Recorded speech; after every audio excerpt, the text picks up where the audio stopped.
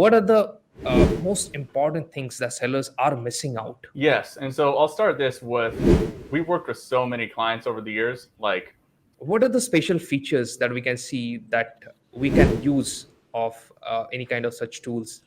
Um, First, I would like to focus on something. There are a lot of debates about AI automation, PPC software, etc. So, what are you up to right now? What is the one big thing that you're working on right the now? thing I'm working on right now is just helping other agencies. So I've been consulting with other people who have agencies, not just Amazon agencies, but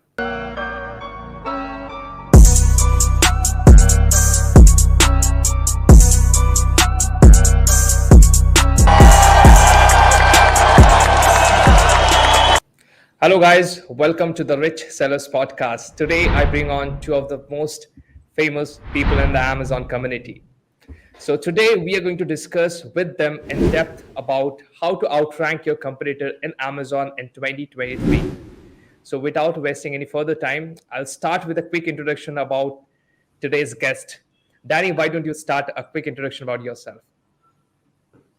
yeah, thanks for having me on, Sammy. So I was the ex-founder and CEO of an agency called Kenji ROI, and we were around for about 6 years before I sold the company.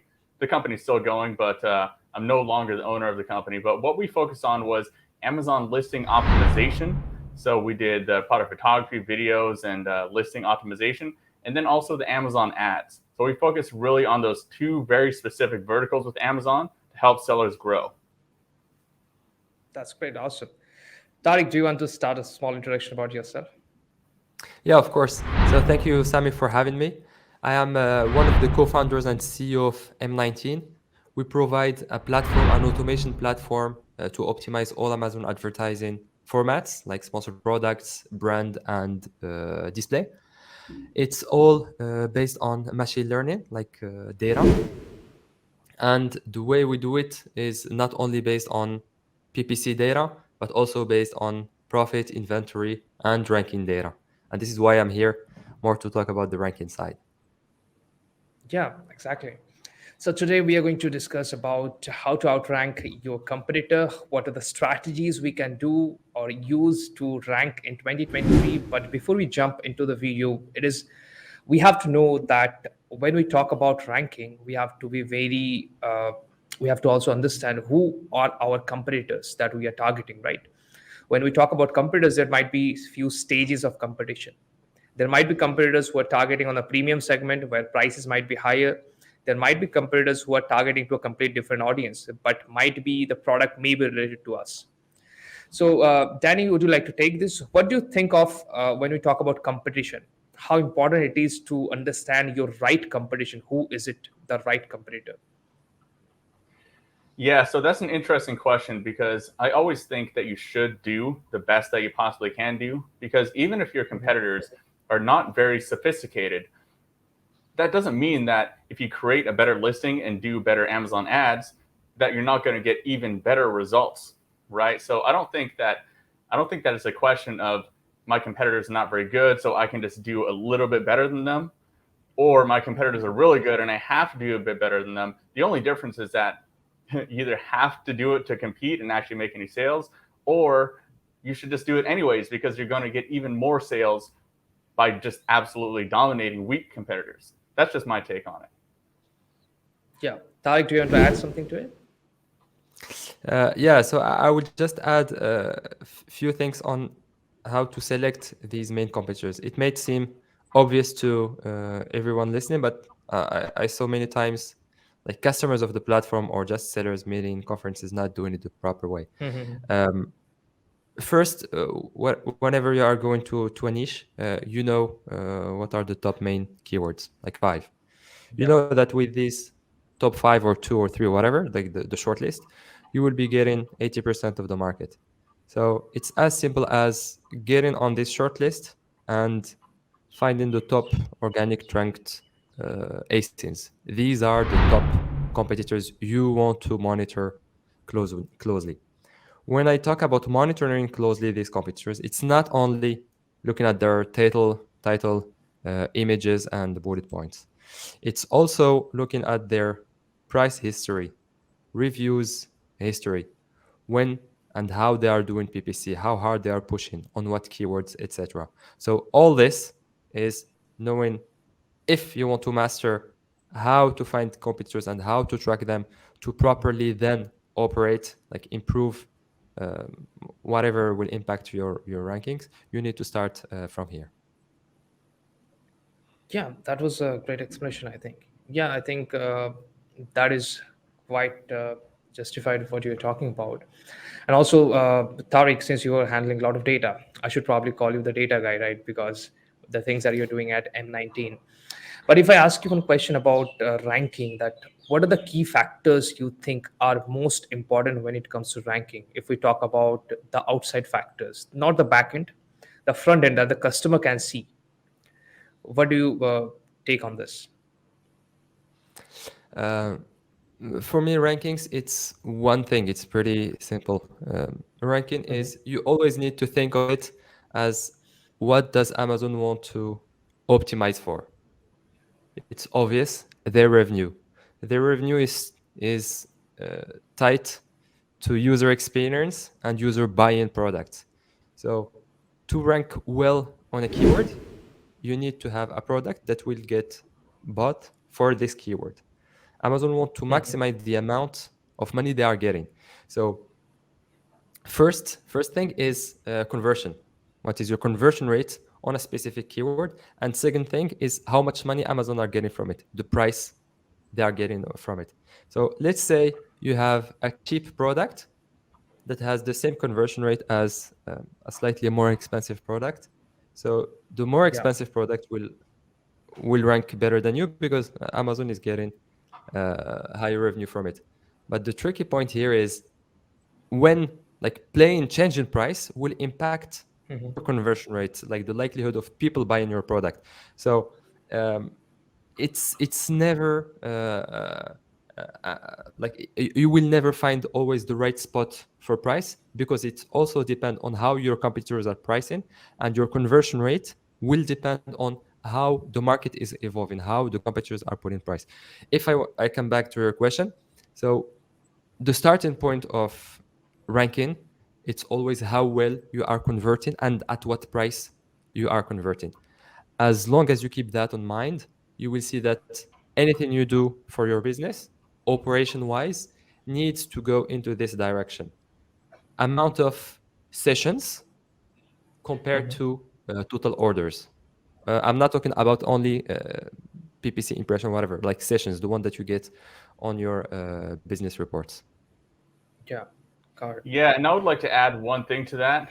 And Mhm. just for everyone listening, I think it's important to understand that even people who've been in the Amazon game for a long time, like Tariq and myself, we're just guessing, right? We're not the people who are talking to Amazon's software engineers, and also Amazon software engineers are also just kind of guiding an algorithm, right? Like even they don't fully understand what's going on.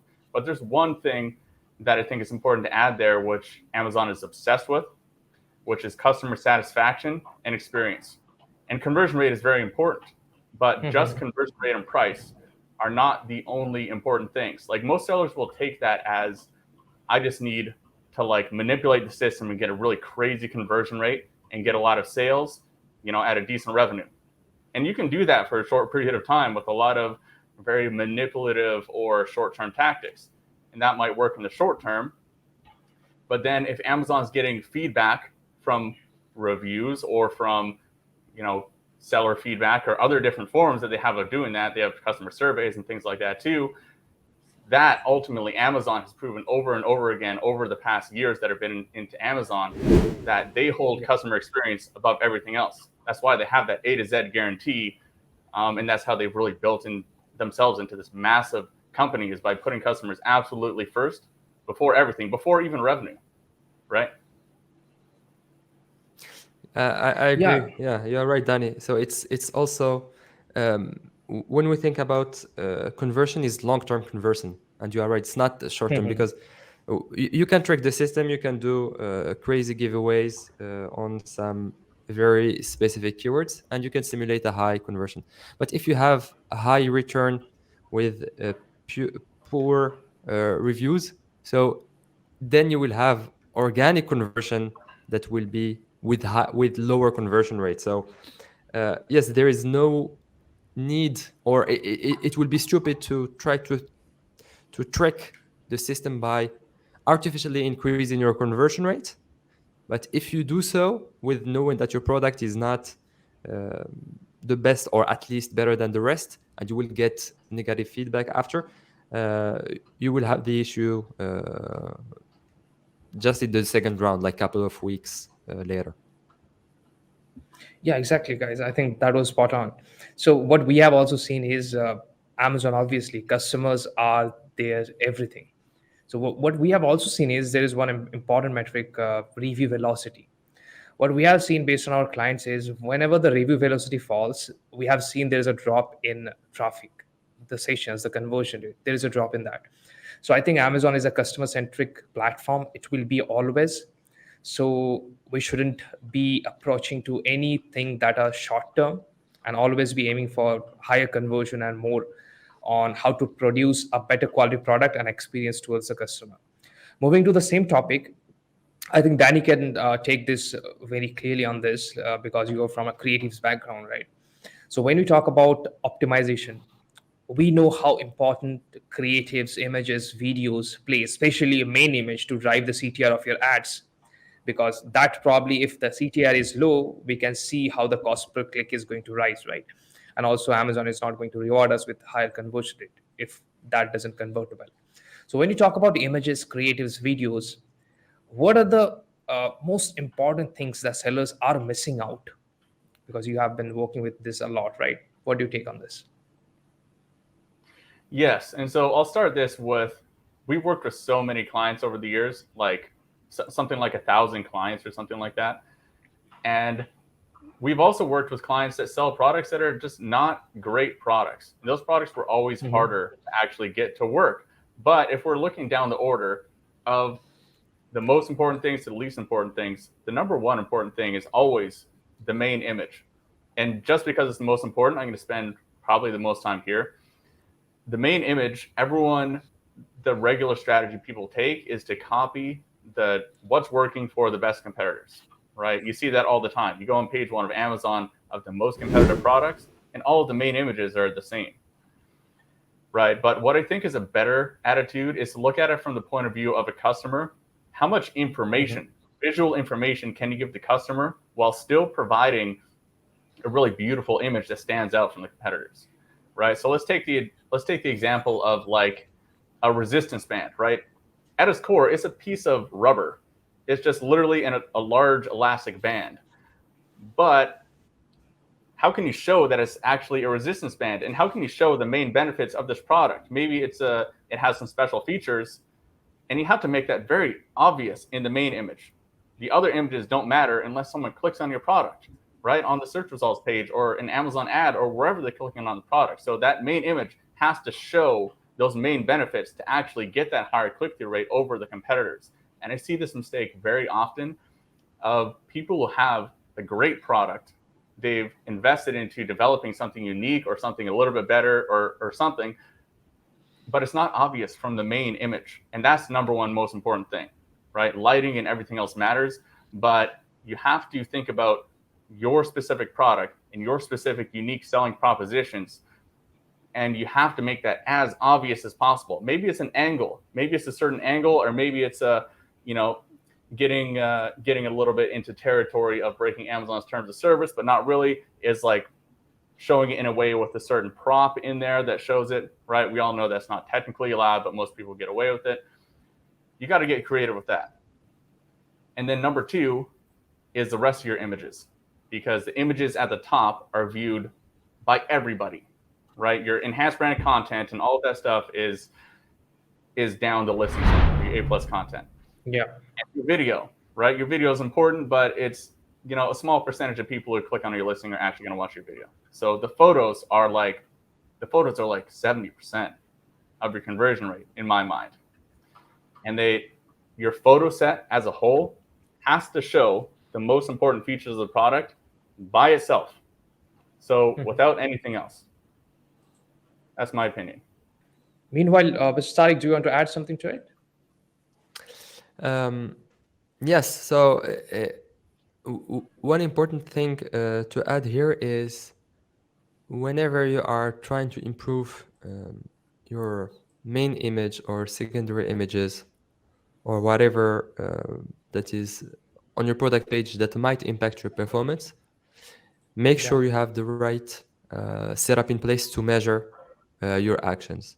So one important thing is never test two different things in parallel. So whenever you are working on an ASIN, just do one change as a test to assess if this change has an impact or not. And you want always to keep track of when the change happened, and you are able to visualize all your main metrics like sessions, conversion rate, total conversion rate, ACOS, profit, whatever, in a way where you see it over time, like the curve or of what you are tracking, or rankings or BSR, Yeah. whatever, and you can see exactly what at what date what events happened. So with that type of visualization, you can quickly see if these things, like let's say main image change, has an impact on your core metrics. Yeah. And by the way, we have a free tool inside M19 uh, that can help visualize any major event with all your business metrics. Got it. Okay. So when we're talking about ranking here, so let's talk about launch a little bit. Okay. So when it comes to a launch, product launch, we have seen sellers are taking a lot of different kind of techniques.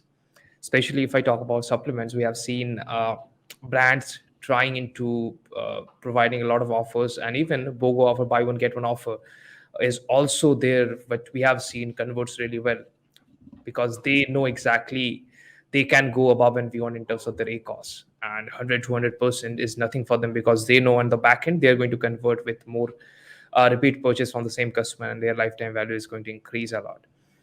So, what one or two strategies would you like to add when it comes to product launch that will impact in higher ranking? Yeah. So you are right. It's very important to know your product and your niche. Uh, Whenever you have repeat, you should take it into account of in your cost of acquisition. If you can afford to go higher than your profit margin. And the second thing is in terms of tactics that I'm still seeing working pretty well is focus. For me, the best ranking strategy remains focus. Focus on the main short list of keywords through uh, whatever technique it can be. It can be PPC exact match on the short list with no long tail, broad, or whatever, or focus on the short list on with giveaways or on your title or on your description, whatever. So it should always remain focus on your short list of keywords that you want to improve your organic rank on. Don't try to rank everywhere. Don't try to spend a bit everywhere. Spend more on a short list of keywords. So if I had to give a recommendation here, it's focus on a short list, either through PPC exact matching or Yeah. through the right keyword placement where it makes sense, title, description, bullets, or it can be through the main image if it can be translated in what Danny was referring to. It's even perfect. It's even better. Yeah. Danny, would you like to add a few strategies on launching? Yeah, sorry guys, I'm just traveling in Bangkok. I'm missing my camera charger, so the charger I got doesn't actually work. But when it comes to like actually ranking for keywords, yes, I think it's important to focus on a short list of keywords. That's really good. But I also think it's important to keep in mind how sophisticated Amazon's keyword algorithm is these days. It's not as simple as it was in like Like Google in the 2000s was very easy to manipulate. People would do tricks like they would put keywords in white text on a white background so that people couldn't see it, but they would just keyword load the page with keywords, and Google would pick that up, right? But now it's much more sophisticated. So if you're ranking for the main keyword, let's say your product is like rubber kitchen spatula is your main keyword, you're probably also going to rank really well for all of the ancillary keywords. So the idea that you're going to rank really well for like very niche keywords is kind of, I don't think, correct. It's too simple because Amazon's algorithm is very good at understanding what keywords are related to each other and then also giving you ranking for those. So I think instead of really focusing on like very niche keywords or like really specific keywords, that's still important, but it's not the most important thing. Like Amazon's algorithm is smarter than that. You're not going to trick it, right? Especially today with like ChatGPT and like these language learning models, they understand what things are related to each other. So the most important thing in my mind is just overall volume, conversion rate, customer satisfaction, right? And if you're doing even a remotely good job in your keywords, you're probably going to rank for those keywords anyways. We're not going to trick the algorithm by doing some weird keyword wizard stuff, right? Like you just got to use ChatGPT for like 5 minutes to understand that it's smart enough to get around this kind of trickery and understand the different keywords. Yeah, exactly. I think when we're talking about ranking, I would like to share one really good experience with one of our clients.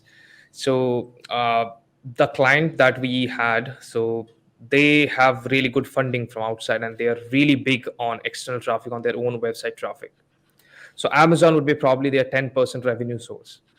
So what happened was they got into one competitor, and that competitor is only in Amazon, and our client has around tenth of thousands of reviews, and that particular brand, which is new and do not have that much spent outside or external traffic, they had around 2000 reviews, which I'm talking about the main product, and they are ranked for Amazon's choice keywords, almost 43 relevant non-branded keywords.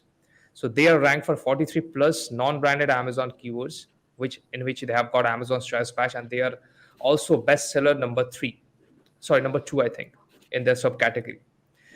Whereas our client, they had huge marketing budget outside of Amazon, so their brand is really well recognized. Even they have got really good brand ambassador, which is one actor as well. So their brand presence is killing it outside Amazon. But they are ranked and got Amazon's choice badge for only one keyword, which is again branded keyword.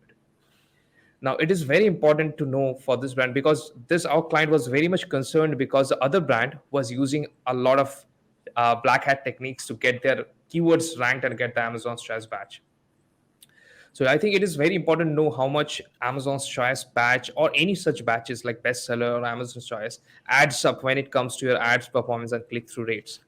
And all these small things will add up to your ranking as well.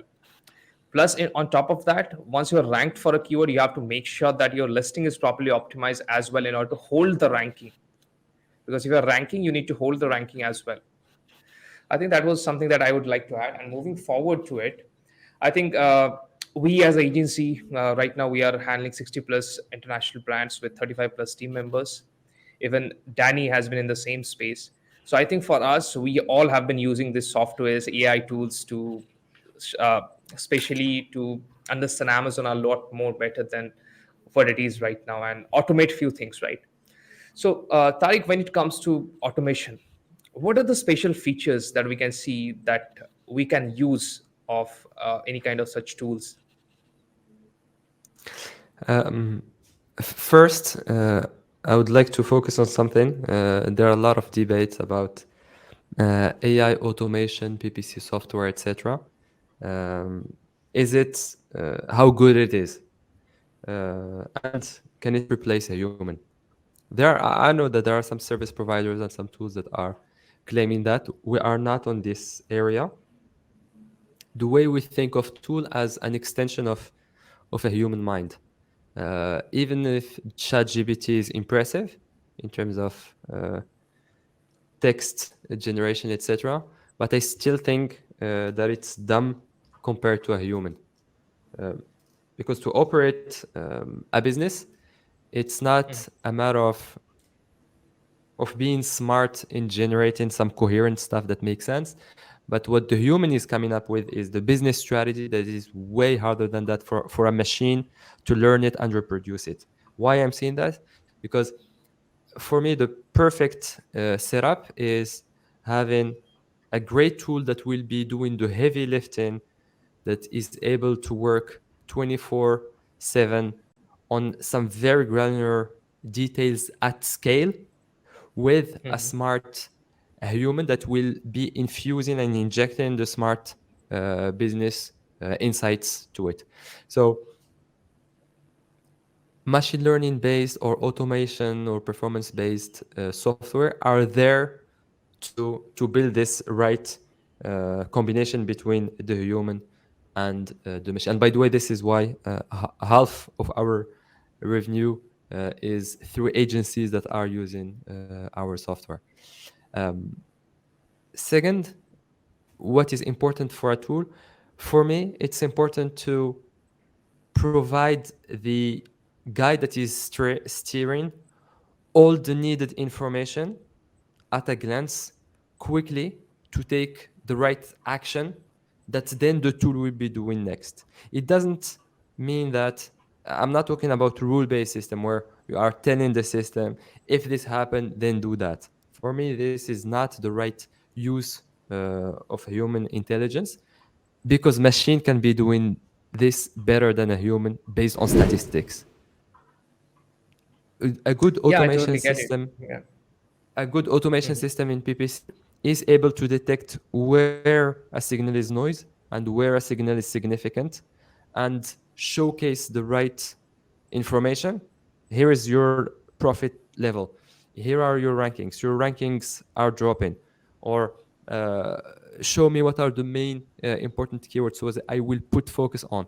But you, as a system, maintain for me a specific tacos, or maintain for me an ACOS, or take into account automatically how my days in inventory that are left to stop or push back PPC. So all this action, you want the system to do it on your behalf easily, and you as a human uh, easily tell the system, here is my target, here is what is important, and showing you all what matter to retake the action after.